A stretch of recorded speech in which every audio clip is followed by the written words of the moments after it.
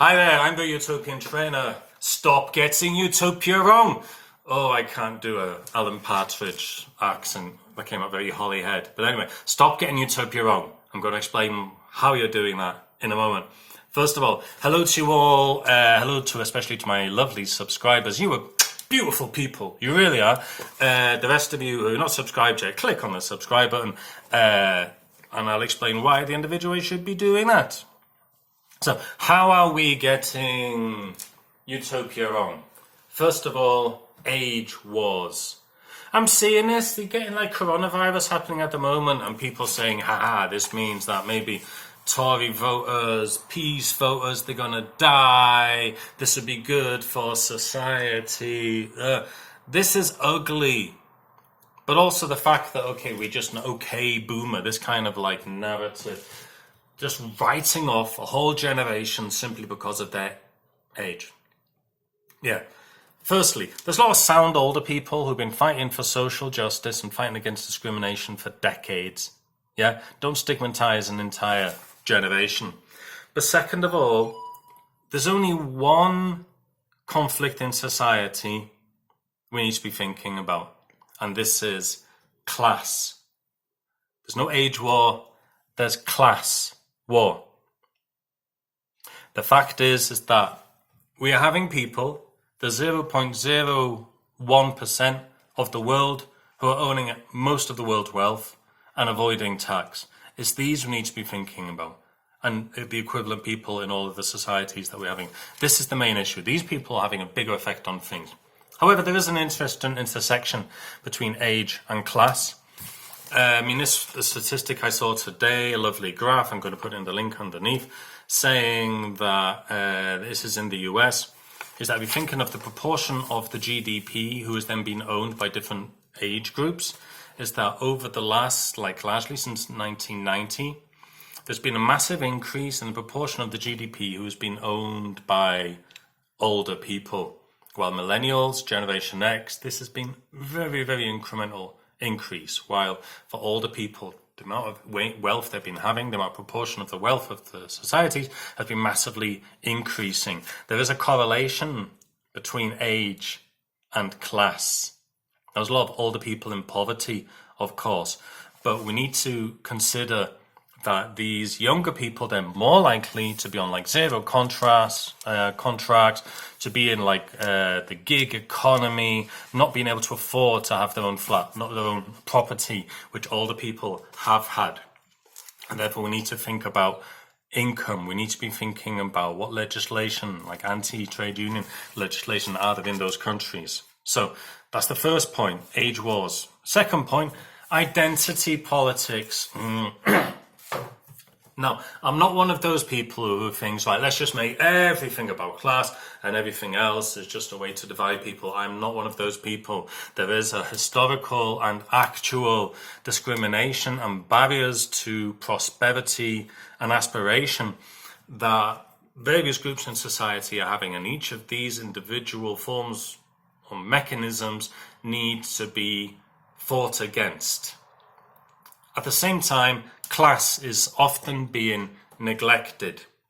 We've seen this when, I'm taking part in the Democratic Party presidential candidate campaign in the US.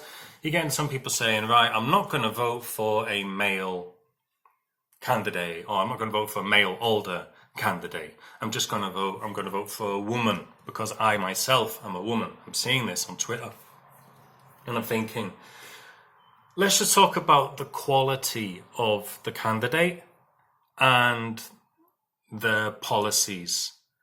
Now, I'm not going to say don't vote for people who belong to the same group as you. In the UK at the moment, there's a politician. I'm not Northern English, I'm Northern Welsh, but still I identify with him. He's an Iron Maiden fan, therefore, I identify with him and I want him to win.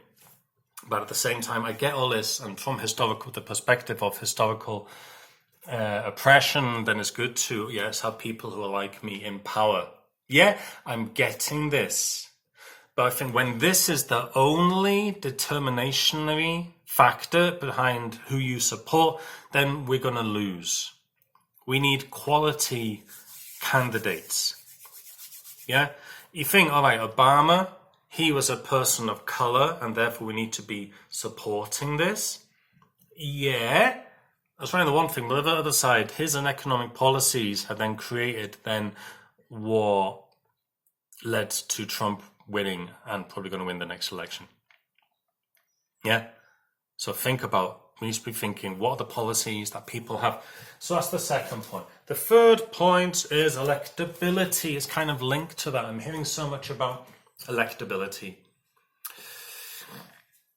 Electability is a very, how do you define what electability is? What do you need to do in order to do that? And I'm seeing a lot of people just move to the center. We need to be just less radical.